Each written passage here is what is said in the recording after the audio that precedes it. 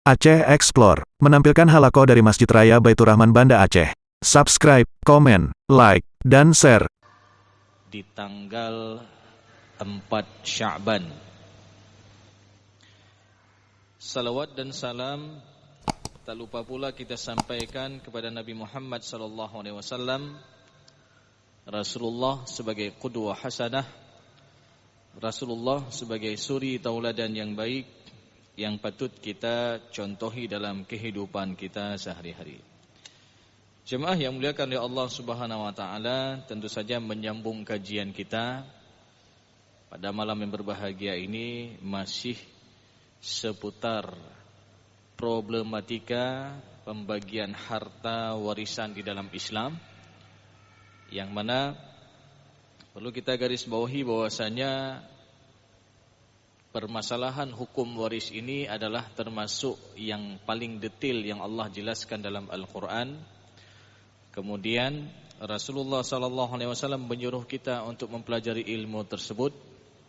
Dalam hadis sahihnya disebutkan, ta'allamul fara'idha wa'allimuhun nas, pelajarilah ilmu faraid dan ajarkanlah kepada yang lain. Fa innaha nisful ilm, sungguhnya dia adalah setengah daripada ilmu. Wa huwa yunsa, dan ilmu tersebut termasuk ilmu yang dilupakan, kata Rasulullah. Wa huwa awwalu syai'in yunza'u min ummati, bahkan ilmu tersebut ilmu yang paling awal dicabut daripada umatku. Maka jemaah yang muliakan oleh Allah Subhanahu wa taala, ketika sebuah ilmu itu akan dicabut, apa yang terjadi? Wa tadhharul fitan, akan banyak timbul fitnah-fitnah. Apalagi berkaitan dengan harta, yang mana Allah Subhanahu wa taala sendiri juga mensifati harta di dalam Al-Qur'an dengan fitnah. Wa'lamu annama amwalukum wa auladukum fitnah, ketahuilah bahwasanya harta kalian dan anak-anak kalian adalah fitnah. Kita diuji dengan harta. Ada kalanya ketika tidak ada harta, ibadahnya rajin, silaturahimnya lancar. Tetapi ketika sudah ada harta sedikit, Allah uji ini. Sudah jarang ibadah, ataupun gara-gara sepetak tanah warisan misalkan, sudah ribut di antara abang beradik.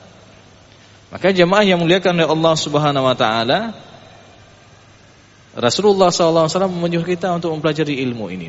Dan tidak hanya itu, bahkan Umar bin Khattab juga pernah menyampaikan bahwasanya ta'allamul fara'id, pelajarilah ilmu faraid, fa innaha min dinikum, karena dia adalah bagian daripada agama kita. Karena sekali lagi ketika kita berbicara tentang masalah hak warisan ini ataupun masalah faraid, masalah harta waris, berarti kita berbicara tentang masalah hak. Dan Allah Subhanahu wa taala telah menentukan hak bagian masing-masing di dalam Al-Qur'an. Ada yang mendapatkan porsi 1/2, ada yang mendapatkan porsi 1/3, 1/4, 1/6, 1/8 dan 2/3. Jadi bagian-bagian itu jelas ada pemiliknya, dan bagian-bagian itu telah Allah tetapkan di dalam surat An-Nisa ayat ke-11, ayat ke-12 dan ayat 176 daripada surat An-Nisa. Baik jemaah yang muliakan oleh Allah Subhanahu wa taala, sebagaimana pada pertemuan yang lalu kita sudah membahas berkaitan dengan permasalahan rukun dan syarat kewarisan. Rukun warisan itu ada 3. Yang pertama ada pewaris, yang kedua adanya ahli waris, dan yang ketiga adanya harta yang ditinggalkan. Jadi ini rukun, harus terpenuhi.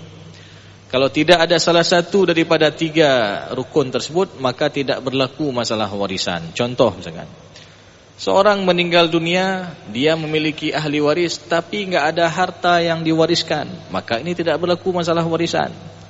Ataupun misalkan ketika seorang meninggal dunia, dia meninggalkan banyak harta, tetapi tidak ada seorang pun ahli waris. Nah, jadi ketika dilihat Anak nggak ada, orang tua sudah duluan meninggal, saudara juga sudah duluan meninggal, kemudian keponakan juga sudah duluan meninggal misalkan, paman juga demikian. Jadi tidak ada seorang pun daripada ahli warisnya. Tidak ada yang masih ada hubungan darah dengan almarhum. Maka bagaimana? Ini juga tidak berlaku waris. Dan dalam kondisi seperti ini, harta itu dibawa ke mana? Tentu dikelola oleh Baitul Mal Muslimin untuk kemaslahatan umat Islam. Jadi ini rukun harus ada. Ada pewaris, ada ahli waris, dan ada harta. Kemudian syarat kewarisan, ada syaratnya. Ya. Kalau ditanya apa beda rukun dengan syarat ini? Ya. Kalau rukun itu harus terpenuhi, syarat juga harus terpenuhi. Tapi apa bedanya? Kalau rukun itu masih berada dalam sebuah perbuatan. Ya. Kalau syarat itu di luar perbuatan itu sendiri. Contoh ketika seseorang mengatakan rukun salat itu ada 13. Dimulai dari niat, ya. Kemudian berdiri, takbiratul ihram, suratul Fatihah, dan seterusnya. Itu berada semua di dalam amal salat tersebut. Tapi kalau ditanya syarat sahnya salat, misalkan bersuci, ya, itu kan di luar salat. Menutup aurat, ya, itu di luar salat. Masuk waktu salat, ya, kemudian menghadap kiblat, ya. Maknanya apa? Kalau ada orang bersuci, apakah dia harus salat? Tidak juga. Tapi kalau salat itu wajib harus bersuci dia. Ya. Berarti itu beda rukun dengan syaratnya. Maka begitu juga berkaitan dengan permasalahan syarat kewarisan. Syarat kewarisan itu yang pertama harus meninggalnya si pewaris. Maknanya apa? Kalau ada orang bagi-bagi harta semasa hidup, sekali lagi itu bukan masalah warisan, tetapi itu adalah hibah, pemberian orang tua semasa hidup, hadiah, ya, ataupun wasiat. Ya, nanti akan kita jelaskan nanti perbedaan hibah, wasiat dengan warisan. Kemudian jemaah yang muliakan oleh Allah Subhanahu wa taala, tadi kita mengatakan bahwasanya syarat kewarisan itu adalah meninggalnya si pewaris baik secara hakiki ataupun secara hukum. Secara hakiki kita melihat sendiri bahwasanya si fulan telah meninggal dunia. Ataupun kita diberitahukan kabar dari orang-orang yang dipercaya bahwasanya si fulan telah meninggal dunia. Ataupun secara hukum, maknanya hakim yang menentukan apakah si fulan tersebut dianggap sudah meninggal dunia atau masih hidup. Ini berkaitan dengan kewarisan orang yang hilang.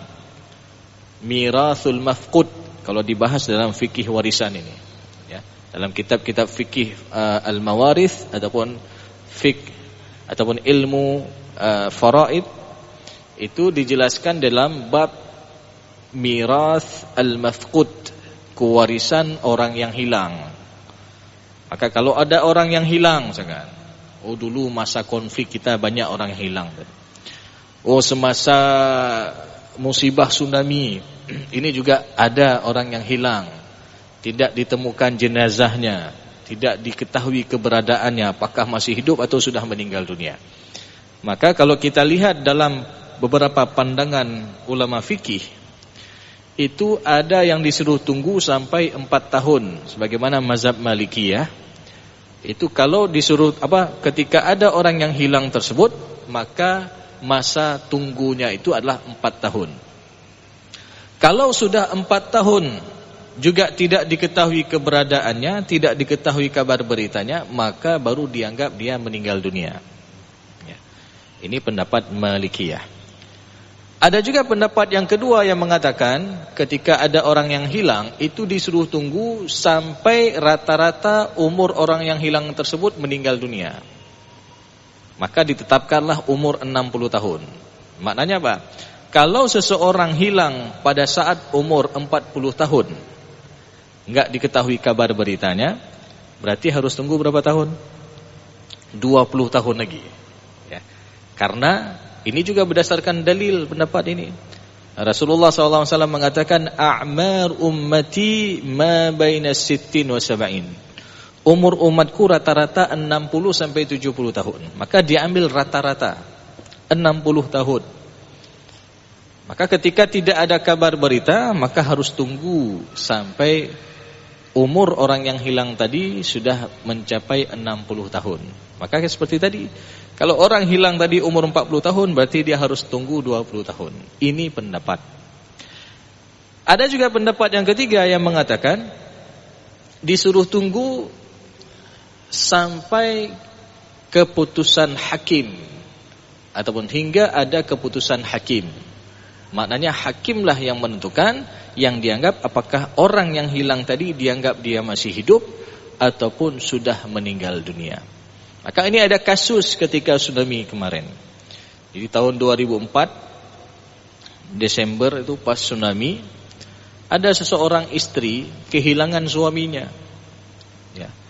Jadi hilang suaminya, nggak ada kabar berita apakah masih hidup atau sudah meninggal dunia. Sampai ditunggu 3 bulan sehingga pihak keluarga menganggap hanali, kabihumu, dianggap sudah meninggal dunia. Ya. Sehingga setelah menyelesaikan masa iddah kematian suaminya 4 bulan 10 hari, datang seseorang laki-laki ingin melamar ibu ini. Ya. Lalu ibu ini tanya sama Pak Kecik, Pak Kecik, nyona yang lamar lun kiban. Ya. Kata Pak Kecik, jut, boleh, tapi selesaikan dulu status ibu di mahkamah. Ya. Agar jelas nanti secara administrasi negara. Akhirnya pergilah ke mahkamah, tanya, Pak Hakim, suami saya telah hilang waktu kejadian tsunami dan gak ada kabar berita, dan kami dari pihak keluarga sudah menganggap meninggal dunia. Sedangkan ini ada yang mau melamar saya, bagaimana Pak Hakim? Nah, sehingga Pak Hakim tanya saksi-saksi, ya, ada gak dari pihak keluarga suami? Ada gak dari kerabat-kerabat dan teman sejawat yang lainnya? Sehingga dari keterangan tersebut, hakim yang menetapkan, oh, dari keterangan saksi menunjukkan bahwasanya suami ibu sudah meninggal dunia, sehingga diketok palu, lalu status ibu itu berubah menjadi seorang janda. Singkat cerita, akhirnya menikahlah ibu ini dengan laki-laki yang mau melamarnya tadi. Dan sebagian harta warisan itu dari suaminya yang pertama sudah dibagi-bagi. Lalu berapa bulan kemudian apa yang terjadi? Rupanya kembali suami yang pertama. Jadi suami yang pertama tadi hilang, kembali dia. Maka bagaimana nih? Apakah yang dilakukan oleh istrinya ini salah? Sudah benar secara hukum. Ya. Maka secara hukum kalau tadi sudah ditetapkan oleh hakim, ya, maka sudah terbatallah hubungan suami istri dengan suami yang pertama. Adapun berkaitan dengan harta yang sudah dibagi-bagi, harta suami tadi sudah dibagi-bagi, adapun yang masih ataupun yang sudah habis dimakan oleh ahli warisnya, ini tidak boleh dituntut. Tapi yang masih tersisa ini harus dikembalikan kepada suami yang pertama yang memiliki harta itu. Nah, jadi kalau masih ada, betulan belum dijual misalkan asetnya, ini harus dikembalikan. Tapi kalau sudah habis dimakan, ini tidak boleh digugat. Karena pada prinsipnya orang tersebut dalam kondisi hilang tidak ada kabar, maka ini sah-sah saja. Ya. Karena dianggap dia sudah tidak ada kabar berita, dianggap sudah meninggal, apalagi sudah ada putusan hakim tadi. Maka ini jemaah yang muliakan oleh Allah Subhanahu wa taala, berkaitan tadi syarat yang pertama, meninggalnya si pewaris secara hakiki ataupun secara hukum. Yang kedua jemaah yang muliakan oleh Allah Subhanahu wa taala, syarat yang kedua adalah hidupnya ahli waris ketika meninggal pewaris. Jadi ini syarat yang kedua untuk ahli waris. Di kapan penentuan ahli waris itu adalah ketika meninggal si pewaris. Ketika meninggal orang tuanya, siapa yang masih hidup? Ya. Bukan penentuan ahli waris itu ketika mau bagi. Ya. Kadang-kadang ada salah faham sebagian kita mengatakan penentuan ahli waris itu ketika mau bagi. Sehingga ada orang tua meninggal misalkan tahun 2010, tidak difaraidkan hartanya. Almarhum punya 4 orang anak misalkan. Nah, semasa meninggal almarhum tahun 2010, 4 orang anak ini masih hidup semua, tapi tidak difaraidkan. Sehingga seiring waktu berjalan, misalkan tahun 2015 meninggal anak pertama. Sedangkan anak pertama ini sudah berkeluarga dan ada keturunan. Lalu mau dibagi harta peninggalan warisan orang tuanya tersebut di tahun 2018.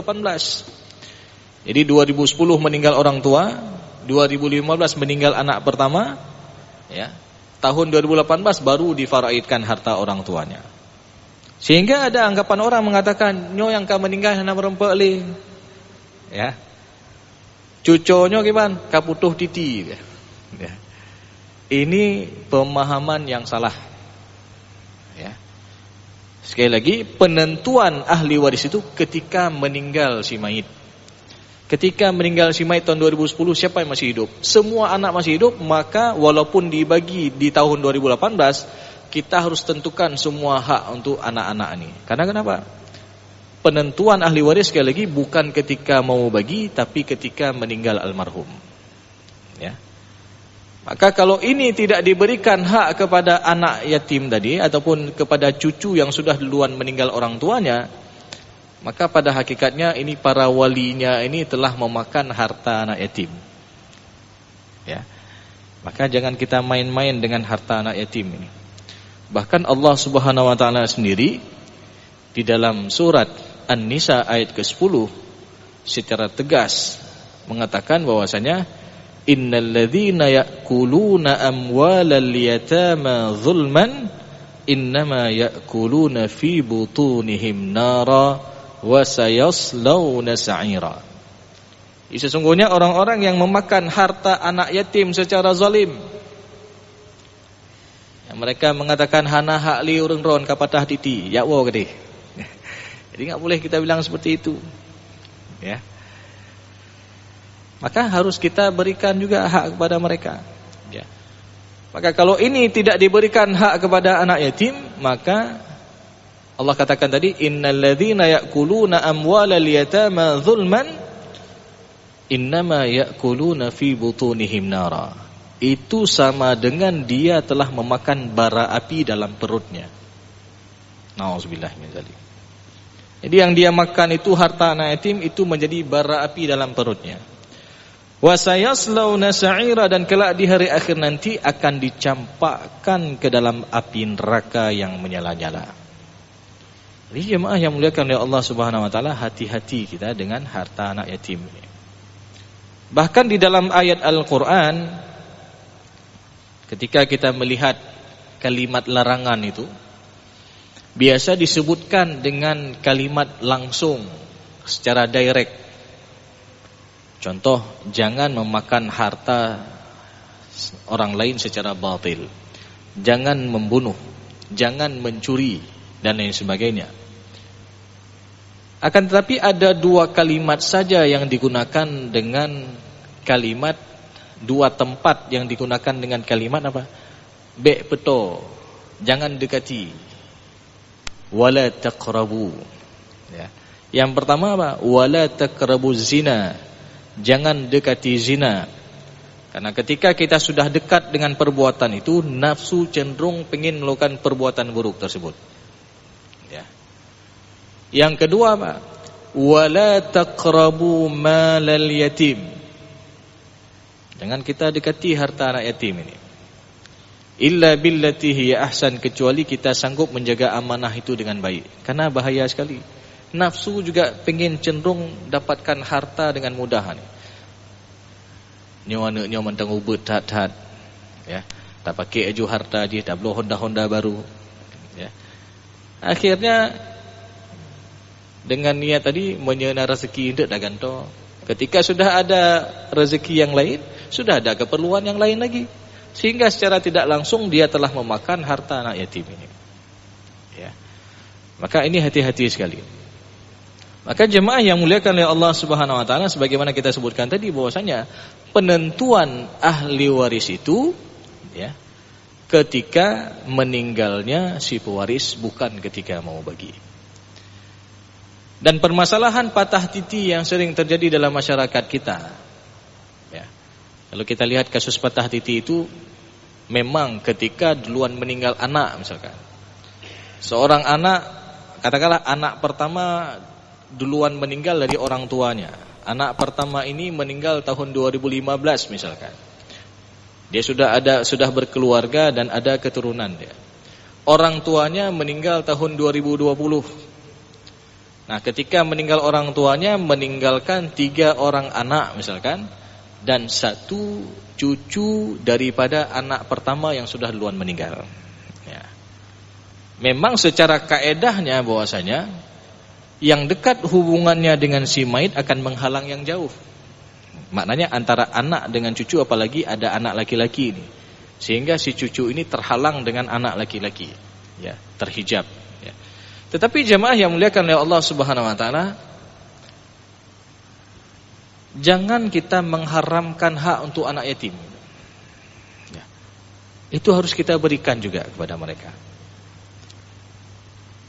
Karena ketika kita melihat dalam surat An-Nisa ayat ke-8, wa idza hadaral qismata ulul qurba wal yatama wal masakin farzuquhum min wa qulu lahum qawlan ma'rufa.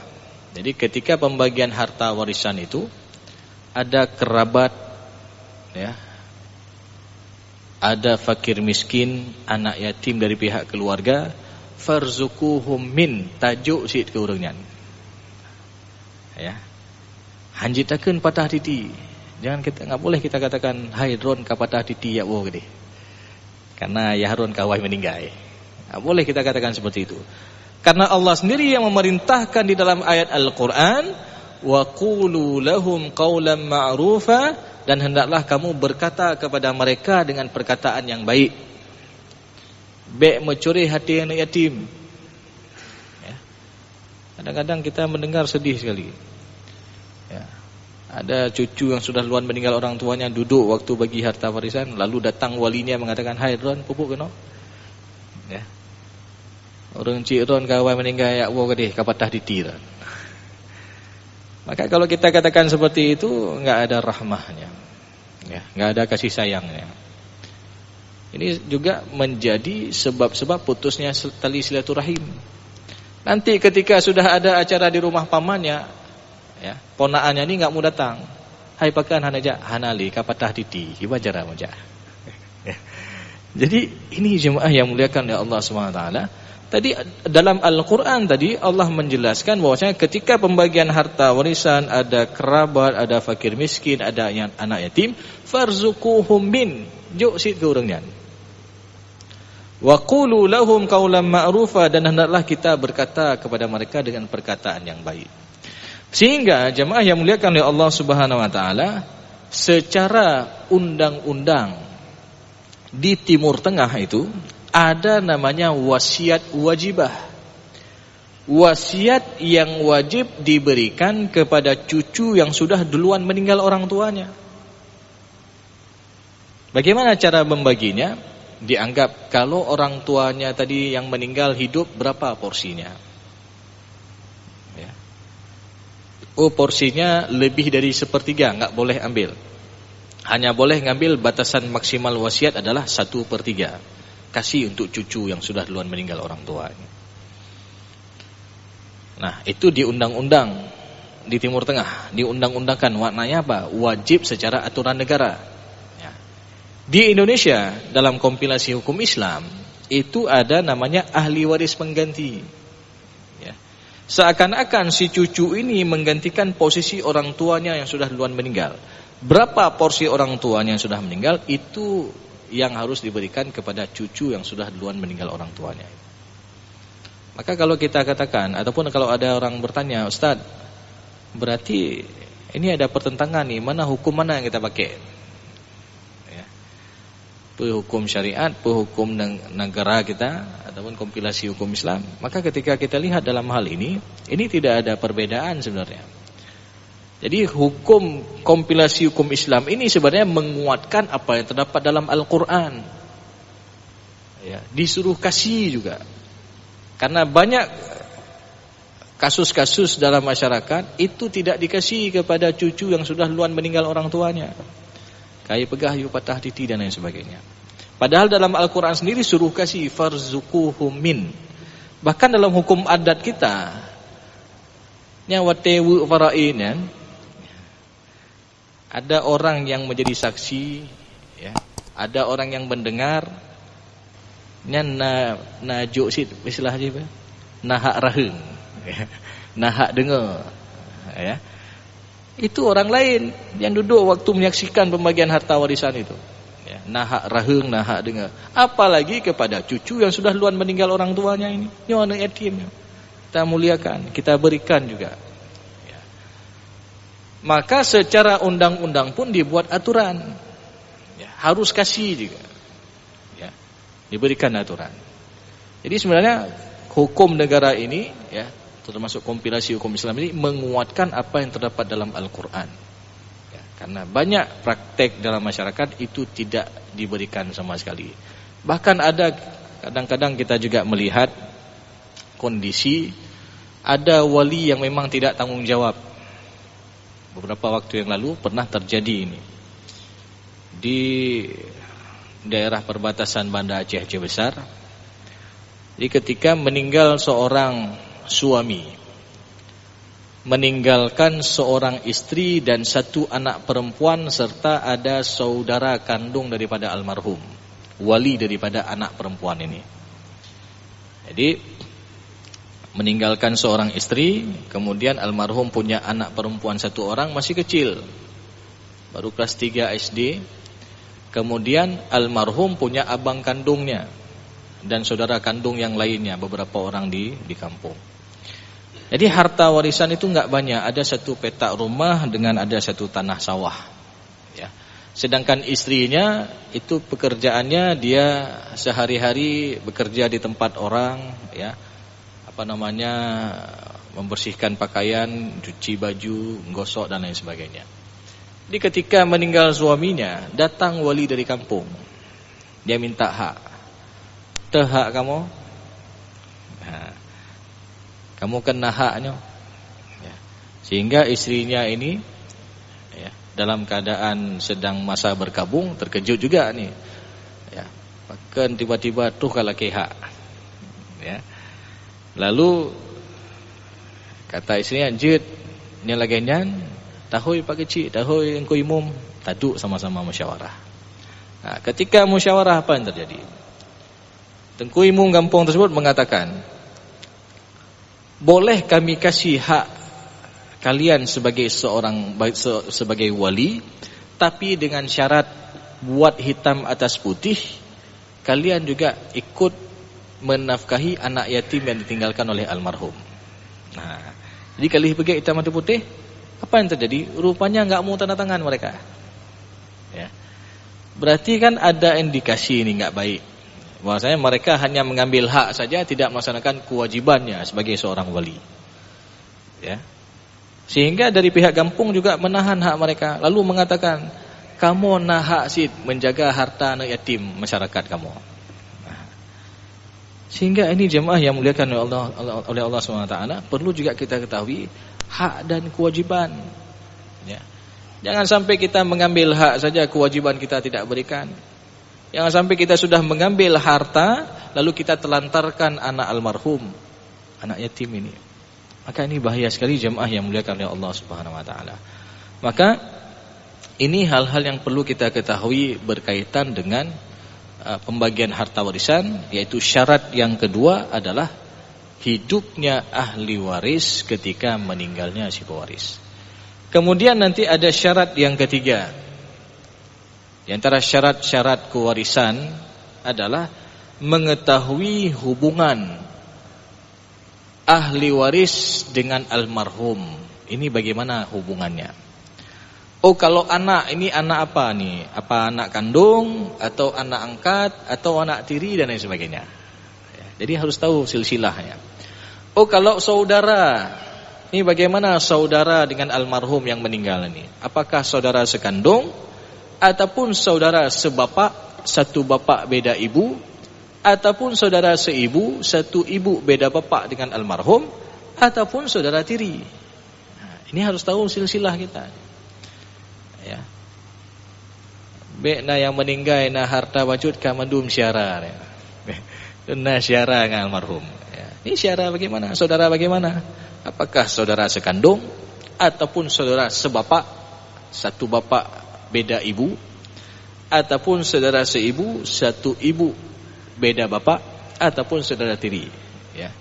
Karena ini ketika kita lihat hubungannya dengan almarhum, kalau saudara sekandung, sebapak, seibu itu masih ada hubungan darah nih. Kalau dikatakan saudara kandung berarti saboh mak dengan saboh yah. Ya, satu bapak, satu ibu dengan almarhum. Ini saudara sekandung. Kalau dikatakan saudara sebapak bagaimana? Itu satu bapak beda ibu. Contoh misalkan, suami menikah dengan seorang istri, lahirlah anak si A misalkan, si A dan si B misal. Kemudian si suami tersebut menikah lagi dengan istri yang kedua, ada anak si C misalkan. Maka yang meninggal si A contohnya. Jadi hubungan si A dengan si B tadi sebagai saudara kandung, satu ayah satu ibu dengan almarhum. Hubungan si A dengan si C itu bagaimana? Saudara sebapak, sabohyah beda mak awalnya. Ya. Ini masih ada hubungan darah. Dan ini juga termasuk ahli waris. Walaupun dalam permasalahan ahli waris ini juga dilihat, ya, mana yang lebih dekat kekerabatannya. Oh, antara saudara kandung dengan saudara sebapak, ya jelas lebih dekat yang kandung. Ya. Itu nanti ada kaedah-kaedahnya dalam menentukan bagian-bagian ahli waris. Karena kalau kita lihat di dalam fikih al-mawaris tersebut ataupun permasalahan fikih faraid ini, ahli waris itu semua ada 25 orang. Tapi tidak semua 25 orang itu dapat hak. Mereka diseleksi lagi. Yang dekat hubungannya dengan si mayit akan menghalang yang jauh. Nah, dari 25 orang tadi, itu hanya 6 orang yang pasti dapat. Enggak mungkin enggak dapat. Siapa mereka? Suami atau istri, ayah dan ibu si mayit, anak laki-laki dan anak perempuan daripada almarhum. Ya. Jadi istilahnya ring satu lah. Ya. Ring satu. Suami atau istri, ayah dan ibu suami, ya, ayah dan ibu kandungnya, kemudian anak laki-laki dan anak perempuan. Maka jamaah yang muliakan oleh Allah Subhanahu wa taala, tentu ini harus kita ketahui bersama, jangan sampai ya kita menzalimi hak-hak orang lain, karena pada hakikatnya jamaah yang muliakan oleh Allah Subhanahu wa taala, ketika kita berbicara tentang masalah warisan, berarti kita berbicara tentang masalah hak. Dan jangan sampai kita menzalimi hak-hak ahli waris yang lain, karena semua itu akan diminta pertanggungjawaban oleh Allah Subhanahu wa taala. Dan ketahuilah jemaah yang muliakan oleh Allah Subhanahu wa taala, sebagaimana juga sering kita ulang-ulang, bahwasanya ketika kita berbicara tentang masalah warisan, pada hakikatnya kita sedang berbicara tentang masalah nikmat. Karena kenapa? Harta yang kita dapat tanpa kita harus bekerja, harta yang kita dapat tanpa kita harus mengeluarkan keringat, maka ini menjadi sebuah nikmat. Jangan sampai harta warisan ini berubah menjadi musibah dan berubah menjadi malapetaka di antara para ahli waris. Mudah-mudahan jemaah yang muliakan oleh Allah Subhanahu wa taala, kita semua bisa mempertanggungjawabkan terhadap amanah harta yang telah Allah amanahkan kepada kita. Dan juga Rasulullah SAW mengatakan, yaqulu ibnu Adam, anak Adam akan berkata, mali, mali, mali, hartaku, hartaku dan hartaku. Dan tidaklah harta kalian melainkan apa yang kalian makan itu akan habis. Apa yang kalian pakai itu lama-lama akan lapuk dan akan lesuh. Dan apa yang kalian simpan itu boleh jadi akan diperebutkan oleh para ahli warisnya. Tapi apa yang disedekahkan, diinfakkan jalan Allah, itu yang akan kekal, yang akan menemani kita di hari akhir nanti. Dan mudah-mudahan kita semua bisa mempertanggungjawabkan terhadap amanah harta yang telah Allah berikan kepada kita. Dan insya-Allah pada